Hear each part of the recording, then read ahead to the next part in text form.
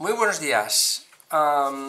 Los obreros de la obra de al lado, mi perro, la mosca que me ayuda en el entrenamiento para mantener la concentración y yo os damos la bienvenida a mi segundo vídeo de divulgación. Espero que os guste. Vamos a ver el concepto de Gestalt en SED. El concepto de Gestalt en minúscula, como sustantivo, que es como lo utiliza SED, viene de la escuela de la Gestalt, con mayúscula. Veamos una definición. La escuela de la Gestalt nació en Alemania a principios del siglo XX con la contribución de los investigadores Max Wertheimer, Wolfgang Kohler y Kurt Kofka. Ya me ha salido el alemán que llevo dentro. Quienes postulaban la percepción como el proceso básico de la actividad mental del ser humano.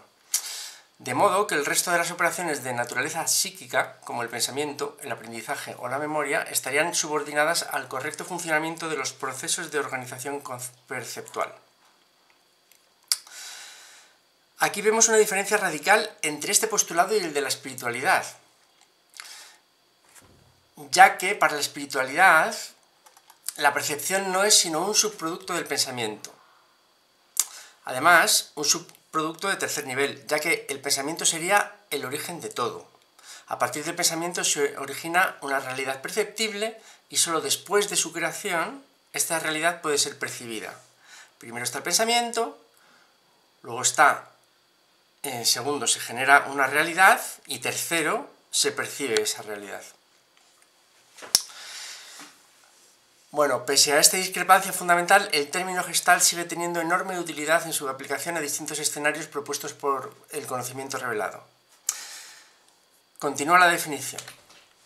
Para la Gestalt, el ser humano organiza sus percepciones como totalidades, como forma o configuración, y no como una simple suma de partes. De allí que lo percibido pasa a ser un conjunto de manchas a convertirse en personas, objetos o escenas. En este sentido, es una disciplina que estudia el proceso mediante el cual nuestro cerebro ordena y les da forma, es decir, sentido, a las imágenes que recibe del mundo externo o de aquello que de éste le ha parecido relevante. En definitiva, lo que la Gestalt estudia son los procesos por los que una entidad cualquiera existe para un sujeto dado. Se podría expresar también así: estudiar los procesos de identificación, cómo identificamos algo, cómo atribuimos las señas de identidad a un conjunto de rasgos separados, para considerarlo como una entidad. ¿Por qué un perro es percibido como un perro en lugar de un conjunto de células, patas, cuerpo u órganos internos? Esto es lo que estudia la Gestalt. Cuando SED utiliza el término lo hace de forma parecida, pero con una diferencia fundamental. Normalmente, cuando se refiere a una Gestalt de conciencia, significa que hay una conciencia formada por una agrupación de otras conciencias. Estas conciencias que se agrupan no pierden su identidad dentro de la agrupación, sino que se integran, conservando su propia integridad de alguna forma. Sin embargo, la agrupación surge como una conciencia por sí misma, como una identidad que es más que la suma de sus partes. Es decir, esta agrupación se siente a sí misma como una entidad independiente y diferenciada, aunque interrelacionada con sus partes. La diferencia fundamental está en que la escuela de la Gestalt atribuye esa unidad a la percepción. Hay alguien externo a esa entidad que percibe ese conjunto de cosas separadas como una entidad y le atribuye su condición de entidad. Por ejemplo, si yo veo un perro, soy yo el que estoy atribuyéndole la condición de perro, aunque en este caso él también se siente como un perro, ¿vale? Cumpliría las dos condiciones. Un ejemplo más claro lo tenemos si usamos un objeto inanimado. Si yo veo un logotipo, por ejemplo, en diseño gráfico se utiliza mucho el concepto de Gestalt. Si yo veo un logotipo, soy yo el que atribuye la cualidad del logotipo a un grafismo compuesto por diferentes elementos. Como puede verse, en todos los casos me estoy refiriendo a los procesos dentro de mi cabeza que me facilitan la identificación de un conjunto de cosas como una entidad independiente. Por el contrario, cuando SED se refiere a una Gestalt de conciencia, es la propia agrupación la que se siente a sí misma como una entidad independiente y autónoma. Es la propia conciencia la que es capaz de percibirse a sí misma como tal. Bien, al definir esta diferencia ya hemos explicado lo fundamental, la acepción del término en set. Efectivamente suele referirse a una gestalt de conciencia como un tipo de entidad formada por otras entidades o conciencias, aunque como veremos, todas las entidades son de este tipo. Ahora repasemos brevemente el concepto de fractal que vimos en el vídeo anterior para ilustrar una secuencia de acontecimientos. Recordemos que utilizamos el fractal como una metáfora simplificada de los procesos evolutivos de todo lo que es. Decíamos que una característica del fractal era que se contiene a sí mismo. En la simplificación extrema del ejemplo tenemos una línea recta y la instrucción contenida en el algoritmo del fractal dice: colócame a mí misma, de momento soy una línea recta, en el centro de mí misma, y a la mitad de mi tamaño. Bien, cuando lo hacemos, vemos que la forma resultante ya no es una línea recta. Ya no soy una línea recta. Por lo tanto, colócame a mí con mi nueva forma en el centro de mí y a la mitad de mi tamaño. Antes tenías que colocarme a mí dentro de mí, pero antes era una línea recta. Ahora ya no soy una línea recta, por lo tanto tengo que actualizar mi forma dentro de mí a la forma actual. Al hacerlo, mi forma global vuelve a cambiar otra vez y debo actualizar otra vez mi inserción dentro de mí. Es decir, al hacer una primera inserción de mí mismo dentro de mí, mi forma global cambia. Por tanto, debo cambiar la inserción. Por tanto, vuelve a cambiar mi forma global. Por tanto, debo volver a cambiar la inserción, etcétera, etcétera, etcétera, en un proceso recursivo sin fin. Según esta secuencia, podemos considerar la recursividad desde dos puntos de vista complementarios, igualmente válidos. El primero diría que la recursividad está definida por una expresión que se incluye a sí misma dentro de sí misma, tal como hemos visto en el ejemplo. El segundo diría que la recursividad está definida por dos instancias que se modifican una a la otra. En el ejemplo propuesto, modifico algo, lo que inserto. Luego, lo insertado me modifica a mí. ¿Vale? Son dos cosas. Una está modificando a la otra. Un ejemplo ilustrativo sería el típico caso de los dos espejos enfrentados. Si enfrentamos dos espejos, el reflejo de uno modifica el reflejo del otro. Y el resultado es una secuencia de reflejos donde parece que los espejos se contienen a sí mismos en una secuencia sin fin. Esta segunda perspectiva es especialmente útil si pensamos la forma en cómo la fuente explica su necesidad de evolucionar. Tomemos la metáfora del árbol, que también es un fractal. En un primer momento tenemos el inicio, la fuente. Esta fuente de energía ilimitada es autoconsciente, no solo como totalidad, sino en cada una de sus partes. Decide fractalizarse. Para este ejemplo usaremos una división en dos ramas, aunque las divisiones, tal como se nos refiere, son infinitas. Pero bueno, para la comprensión del fractal y del ejemplo, con dos ramas es suficiente. Según sus propias palabras, en Conversaciones con Dios, podemos leer: mi divino propósito, al dividirme, era crear suficientes partes de mí como para poder conocerme a mí mismo experimentalmente. Solo hay una manera en que el creador puede conocerse experiencialmente en cuanto creador, y es creando. Así, di a cada una de las innumerables partes de mí, a todos mis hijos espirituales, el mismo poder de crear que yo poseo en su totalidad. A eso es a lo que se refiere su religión cuando afirma que fueron creados a imagen y semejanza de Dios. Esto no significa, como han dicho algunos, que sus cuerpos físicos sean iguales, aunque Dios puede adoptar cualquier forma física que quiera para un determinado propósito. Significa que su esencia es la misma. Estamos hechos de la misma sustancia, somos la misma sustancia, con las mismas propiedades y capacidades, incluyendo la capacidad de crear realidad física de un soplo. Aquí hay dos ideas relevantes para lo que nos interesa ahora. Primero, que Dios se puso a sí mismo en cada una de sus fragmentaciones. Puso a Dios dentro de cada parte de Dios. ¿Os suena? Sí, esa recursividad es la base que hemos establecido para la creación de un fractal.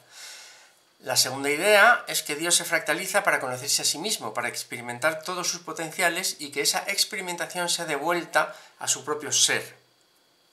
En otras palabras, Dios establece una primera modificación, pero al producir ese cambio e introducirse a sí mismo en el fragmento, el propio fragmento modifica la fuente, a Dios mismo.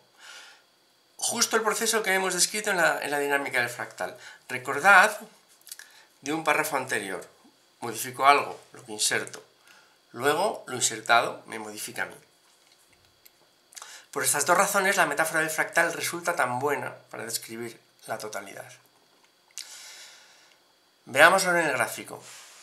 Primero tenemos la fuente, el tronco principal, se ve tal que así. Se divide en dos y se coloca a sí mismo en cada fragmento.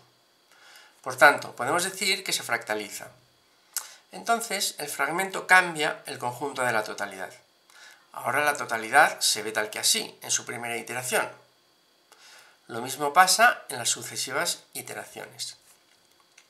Esa modificación del conjunto, de la totalidad, por parte de cada fragmento, es el retorno de la experiencia de cada entidad, cada rama del árbol. Y es inmediato, no hay que esperar a que se produzca y luego regrese alguien con esa experiencia para integrarse en el todo.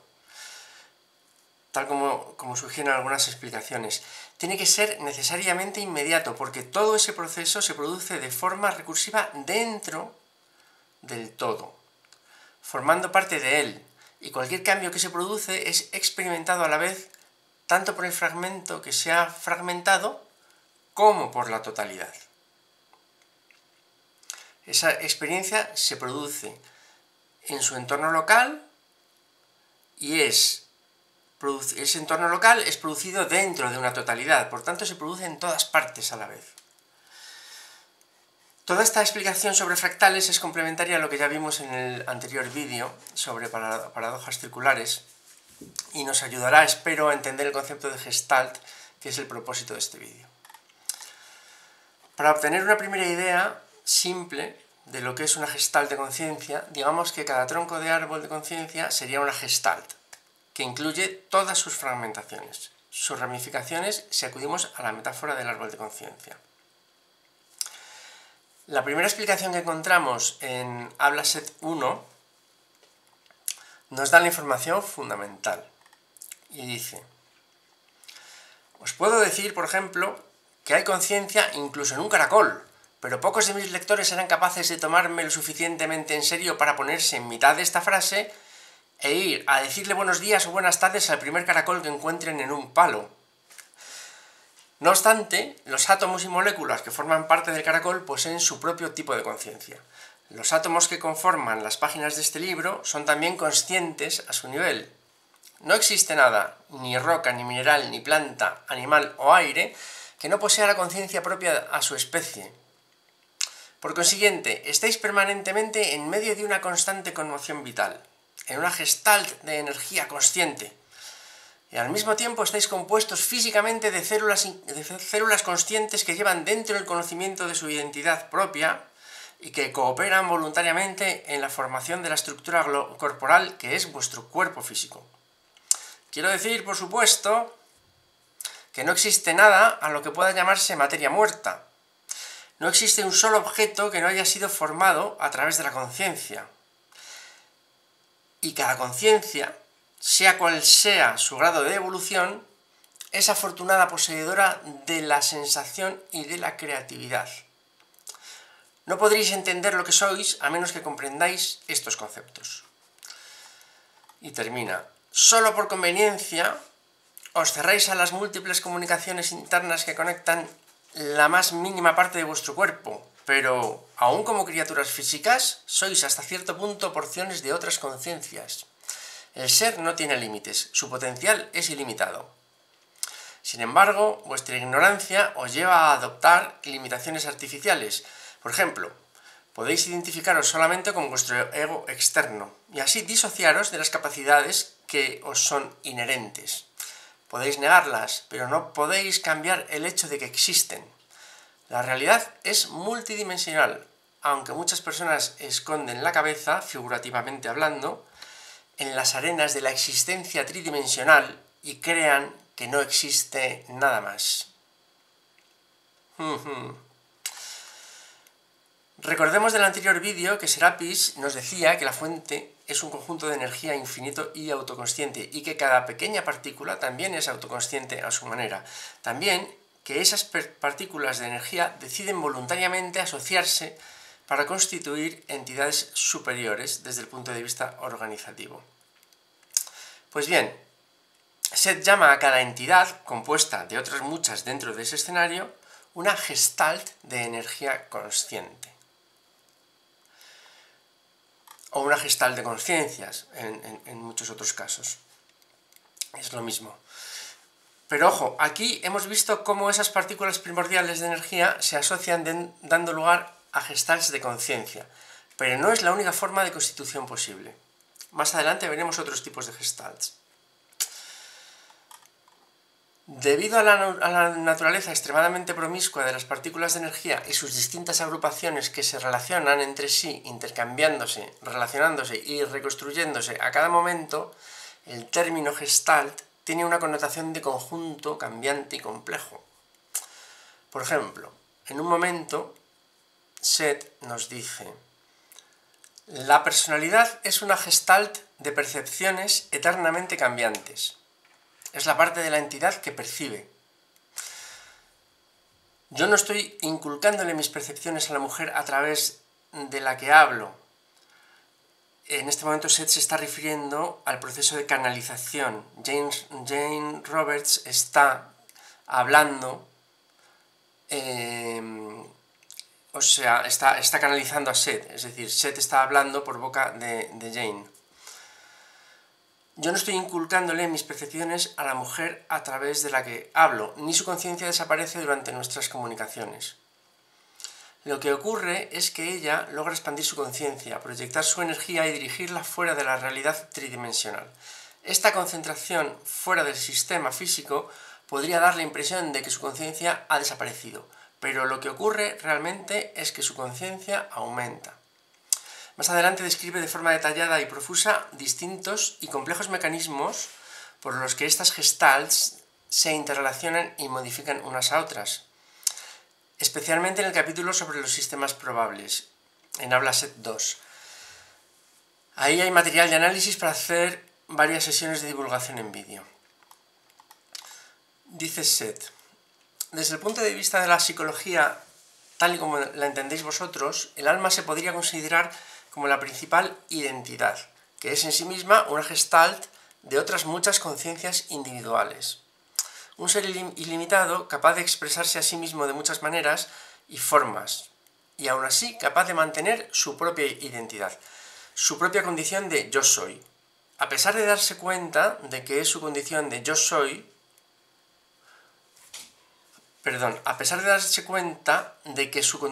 soy puede ser parte de otra condición de yo soy. Unas conciencias pueden estar contenidas dentro de otras, como hemos visto, por ejemplo, en el ejemplo de los fractales. Estoy seguro de que esto puede parecer inconcebible, pero el hecho es que esta condición de yo soy se conserva, aunque figurativamente hablando, pueda fusionarse con otros campos de energía y desplazarse a través de ellos. En otras palabras, existe un toma y daca entre almas o entidades, y no hay límite a estas posibilidades, tanto de desarrollo como de expansión. Y, repito, el alma no es un sistema cerrado. Bueno, por ejemplo, el tronco de un árbol de conciencia sería un ejemplo claro del otro tipo constituyente de gestalt. Imaginad, por ejemplo, que tenemos una entidad espiritual que está ejecutando diferentes encarnaciones en la realidad tridimensional. Todas esas encarnaciones se integrarían en el tronco, en la entidad espiritual de nivel superior, constituyendo así su particular gestalt de conciencia. En rigor, mi perro ya necesita atención. Un momento. En rigor, decía, la parte espiritual sería la energía primordial, la causa incausada, la porción de Dios que toda entidad posee, mientras que la conciencia estaría compuesta por toda la experiencia fragmentada primero y agrupada luego en una gestalt. Sería el conjunto vivo y cambiante de todas las conciencias de ese árbol de conciencia que están experimentando, ya sea la reencarnación o los sistemas probables. Habla Seth 1 tiene un capítulo precioso en donde se demuestra con un ejemplo práctico, en una sesión de canalización, cómo la entidad espiritual puede desactivar la conciencia total o parcialmente a voluntad, demostrando así la diferencia entre ambas cosas, el espíritu y la conciencia. Hemos visto dos tipos constituyentes de Gestalt. La diferencia entre uno y otro sería la misma diferencia que hay entre el camino de ida y el camino de vuelta. En el primer caso, recordemos, teníamos partículas fundamentales de energía que se constituyen en una agrupación. Por ejemplo, el tronco de un árbol de conciencia antes de fragmentarse. Este es el camino de ida. Tenemos energía primordial, que surge de la fuente, que se agrupa para formar una gestal de conciencia con todas esas partículas primordiales. Es el camino de ida, desde la fuente hasta la gestalt. Pero en el segundo caso tenemos fragmentos que se agrupan, es decir, una vez que ese tronco ya se ha fragmentado y se ha dividido y ha generado un crisol de conciencias, esos fragmentos se agrupan para formar el tronco del que ellos mismos partieron, el camino de vuelta. Es decir, una vez que el tronco se ha fragmentado y ha formado esas conciencias, la experiencia de esas conciencias se incorpora inmediatamente en el tronco del que partieron. Es el camino de vuelta. Son los dos tipos fundamentales de Gestalt que podemos reconocer en los textos de Seth. Y diréis, sí, pero solo en la fuente pueden darse las gestalts del primer tipo. Cierto, pero recordad que todos poseemos una porción de la fuente, por lo que ese tipo constituyente opera también a todos los niveles, en todas las iteraciones de la fractalización. Vemos en esta dinámica de ida y vuelta la recursividad del fractal de la que hablamos anteriormente. Y que en cada etapa del árbol, en cada gestal de conciencia o en cada iteración del fractal, la producción de sentido opera en ambas direcciones. Se construyen gestals de conciencia autoconscientes en su totalidad y en cada una de sus partes, y por un lado la gestal de conciencia es constituida por agrupaciones de energía primordial procedente de una iteración superior, la fuente, y por el otro es constituida por las experiencias producidas en las iteraciones inferiores que derivaron de ella misma. Merece la pena mencionar también que las gestals de conciencia pueden organizarse en dos maneras diferenciadas que podemos distinguir, que es una manera vertical, en donde una rama aglutinaría la conciencia recopilada de todas las conciencias de las ramas o de los fragmentos de los que se derivan de ella misma. Esto lo podríamos llamar una conciencia de tipo vertical, y una conciencia con un carácter más horizontal, es decir, cualquier entidad de cualquier rama puede asociarse libremente entre sí para formar una gestalt de conciencia determinada. Ahora veremos más ejemplos de esto. Bueno, veamos otros ejemplos de gestalts de conciencia del segundo tipo. Es decir, una vez que las entidades se fractalizan y generan multitud de tipos de conciencia distintas, estas conciencias pueden agruparse de miles de maneras, de hecho de infinitas maneras. Y Seth nos relata algunos de estos tipos que son bastante interesantes y nos servirán para ver las dimensiones de la capacidad de agruparse que tienen los tipos de conciencia, de la capacidad de interrelacionarse y de modificarse y de asociarse de forma libre unas con otras. Hay varias razones, dice Seth. Gestalt familiar, que se me olvidaba. Hay varias razones que os hacen nacer en vuestra familia actual. Puede ser que después de la muerte os encontréis en una relación emocional muy fuerte con una personalidad de una vida pasada. Por ejemplo, si estáis casados y la relación con vuestro compañero no es verdadera, podría suceder que encontrarais una esposa o un marido de otra vida esperando por vosotros. A menudo, los miembros de un grupo, militares, eclesiásticos, grupos de cacería, establecen relaciones de familia en otra vida para resolver viejos problemas de una manera nueva. Es decir, estos grupos pueden haber tenido problemas en una encarnación determinada y para resolver esos problemas se encarnan como una familia en la siguiente encarnación.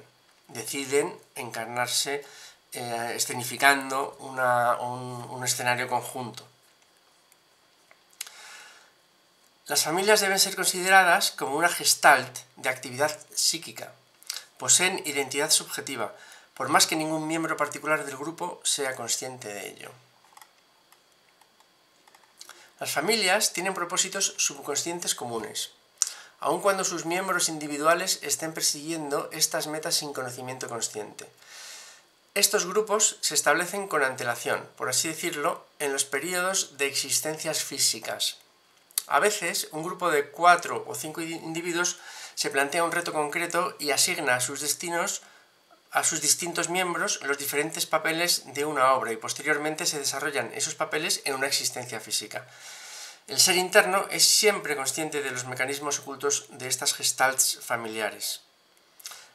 Aquellos que han estado estrechamente vinculados por lazos emocionales prefieren permanecer unidos por relaciones físicas más o menos estrechas que pueden continuar durante muchas vidas. Sin embargo, siempre se recomienda establecer nuevas relaciones para evitar formar en las reencarnaciones familias limitadas, de crecimiento cerrado. Muchas de ellas forman organizaciones físicas que realmente son manifestaciones de grupos internos. Aquí vemos una forma específica de recursividad. Existen gestalts de conciencia familiar, esto es lo que nos dice Seth, pero a su vez estas agrupaciones manifestarán en la realidad tridimensional, se manifestarán en forma de algún tipo de estructura social. Por ejemplo, podría ser una empresa familiar. Bueno, la gestalt geográfica, que puede ser de una población, de una ciudad, de un país, de un planeta. Todas ellas existen. Bien, a veces también hay variaciones, como por ejemplo que los habitantes de cierta ciudad de Idaho podrían ser los mismos habitantes renacidos que vivieron, digamos, en 1632 en una pequeña aldea irlandesa. Algunas personas que quisieron viajar del viejo al nuevo mundo podrían renacer en el nuevo mundo. Debéis recordar también que las capacidades adquiridas en vuestras vidas pasadas están a vuestra disposición para vuestro uso actual. Cosecháis vuestros propios premios. A menudo se os da información sobre esto durante el sueño. Y también existe un tipo de sueño a manera de gestalt, un sueño raíz, a través del cual se comunican entre sí aquellos que se conocieron en vidas pasadas. En estos sueños se da información general colectiva, que luego las personas pueden usar según su deseo. Se hacen planes globales para el desarrollo y los miembros de un grupo, digamos, de una ciudad, toman decisiones sobre su destino. Algunos individuos siempre escogen nacer formando parte de algún grupo. es decir, renacen con contemporáneos del pasado. Mientras que otros desdeñan tales esfuerzos y vuelven en posiciones mucho más solitarias. Bueno, vemos aquí una cuestión clave a la hora de considerar la funcionalidad de la Gestalt. El conocimiento y la experiencia de las conciencias que la componen está, por supuesto, disponible en la propia Gestalt autoconsciente, en la agrupación de conciencias, pero también está disponible mediante diversos mecanismos, por ejemplo, estos sueños colectivos que menciona Seth, para cada una de las conciencias menores que componen la agrupación, aunque ellas se perciban separadas. De esta forma, por ejemplo, un individuo encarnado tiene disponible la experiencia de las otras reencarnaciones de su árbol de conciencia.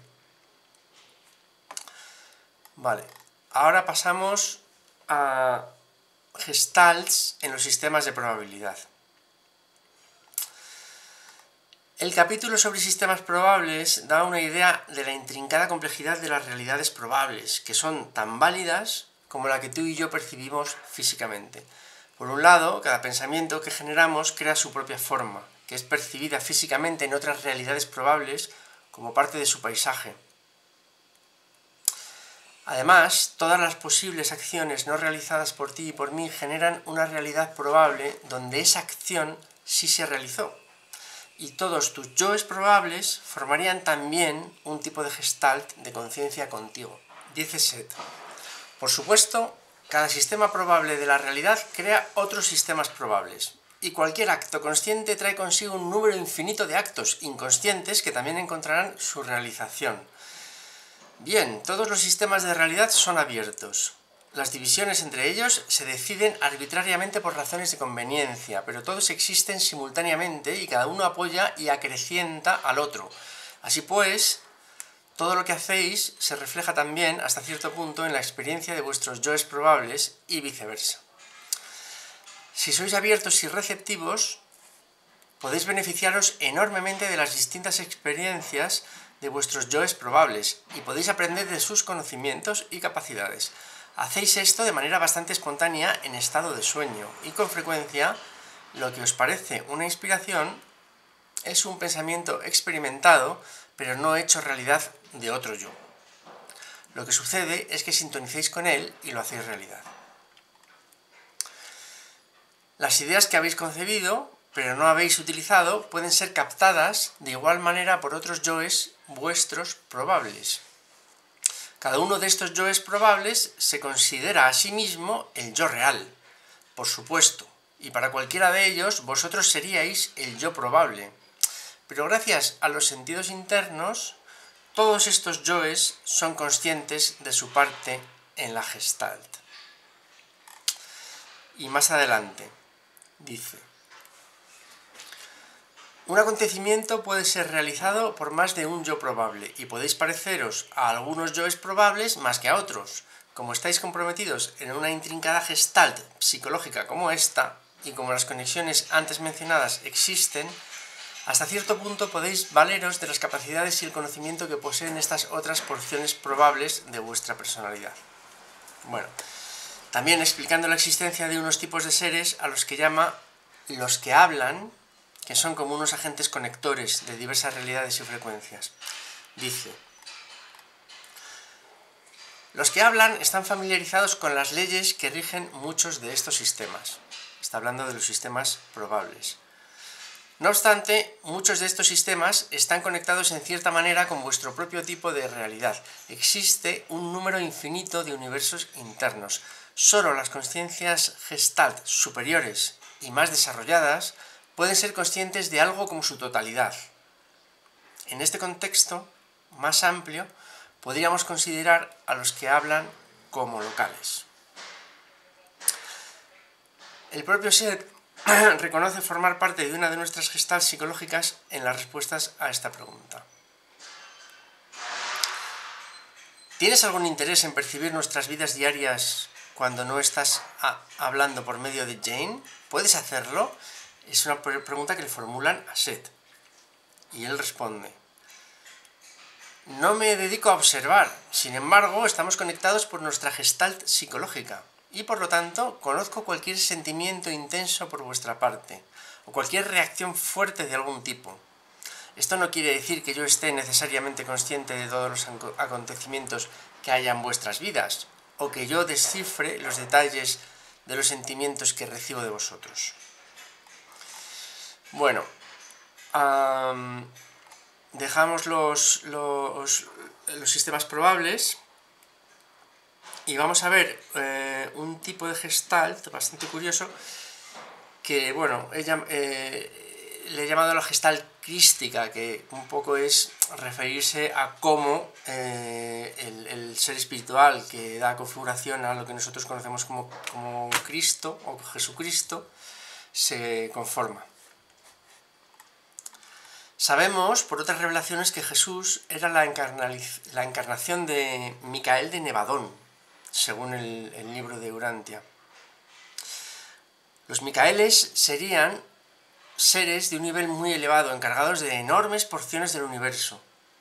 Y Nevadón es nuestra región específica del universo. Y de hecho, Nevadón tiene cualidad de universo por sí mismo dentro de la geografía que se propone en el libro de Urantia. Se refiere a él como el universo de Nevadón. Desde ese punto de vista, Micael de Nevadón, que fue encarnado en Jesús de Nazaret, con el propósito de ayuda a la evolución de la conciencia, es en sí mismo una gestalt que aglutina a todas las conciencias de este universo. Hay un momento en el que Jesús dice que si queremos llegar a Dios, tenemos que pasar necesariamente por Él. Él es el tronco del que todos partimos. Además, refiriéndose al Cristo histórico, Seth nos dice que estaba compuesto por 3 personalidades que eran el mismo. Una, Jesús. La segunda, Juan Bautista. Y la tercera, al punto de lectura que he llegado, Seth se resiste a revelarla. También nos explica que los apóstoles eran personalidades proyectadas del propio Cristo, cuyo objetivo fue el de representar de forma separada alguna cualidad del propio Micael. Dice Seth: la figura de vuestro Cristo representa simbólicamente vuestro concepto de Dios y sus relaciones. Hubo 3 individuos distintos cuyas historias se mezclaron y fueron conocidos colectivamente como Cristo. Por lo cual, hay muchas discrepancias en vuestros documentos. Estos hombres eran todos varones debido a que en ese tiempo de vuestro desarrollo no hubierais aceptado a una homóloga femenina. Estas personas formaban parte de una entidad. Solo podíais pensar en Dios como un padre. Nunca se os hubiera ocurrido pensar en un Dios de ninguna otra manera que en términos humanos, con los componentes de la tierra. Estas 3 figuras elaboraron un drama altamente simbólico, propulsado por una energía concentrada de gran fuerza. Sin embargo, los acontecimientos no ocurrieron tal y como fueron registrados en la historia. La crucifixión de Cristo fue un acontecimiento psíquico y no físico, y se representaron ideas de una magnitud casi inimaginable. Judas, por ejemplo, no fue un hombre hablando en vuestros términos. Él, al igual que todos los otros apóstoles, era un fragmento de personalidad, formado por la personalidad de Cristo. Él representaba al traidor de sí mismo, escenificó aquella porción de la personalidad de cada individuo que está enfocada en la realidad física de una manera codiciosa y niega al ser interno debido a esta avaricia.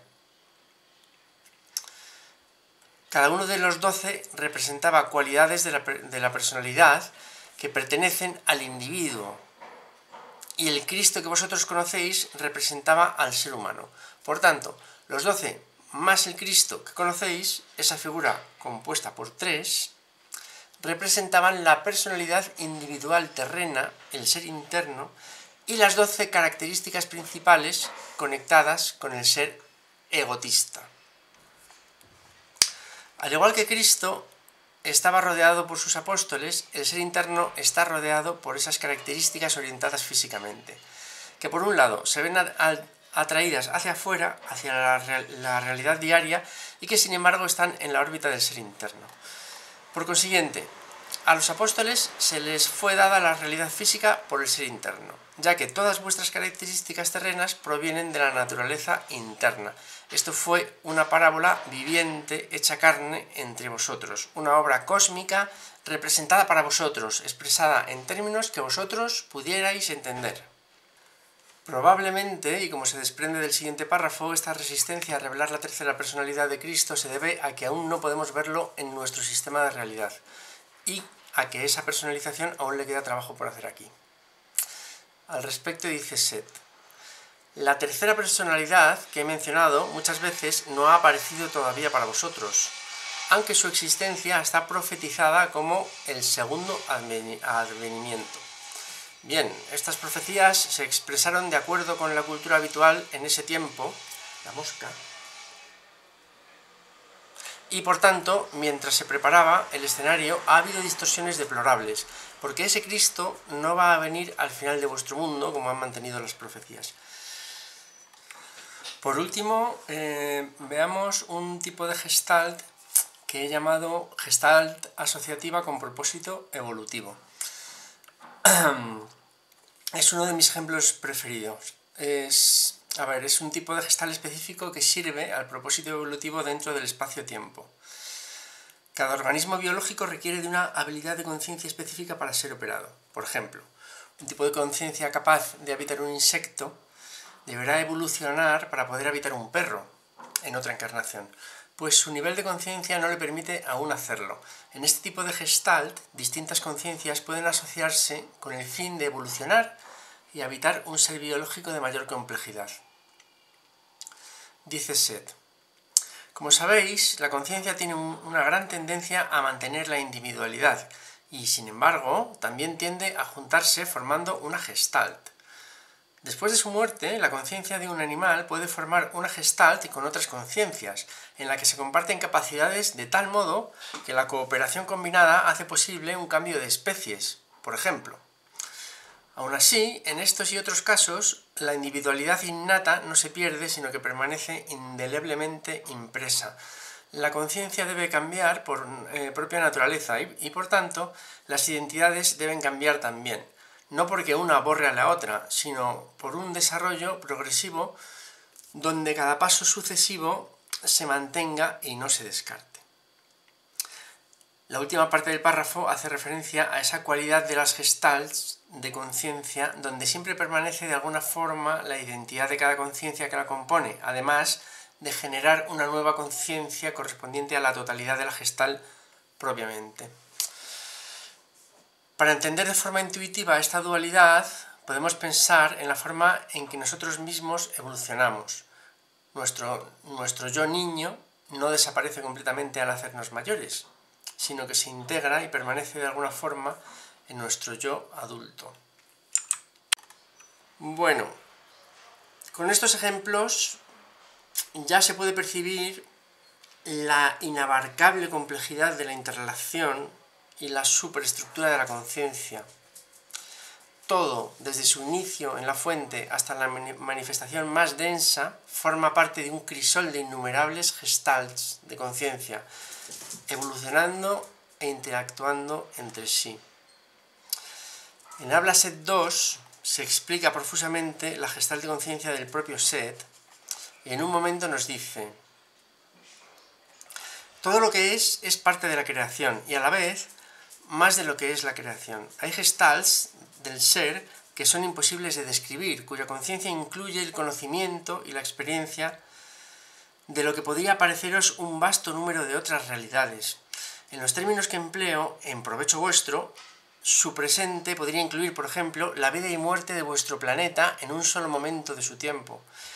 La existencia de Seth 2 está en los márgenes exteriores de una de estas galaxias de conciencia. Con esto terminamos por hoy. Confío en que este recorrido por el concepto de gestalt de conciencia ayude en alguna medida a comprender la naturaleza de las cosas. Saludos a todos desde este sistema probable. Gracias por vuestra atención.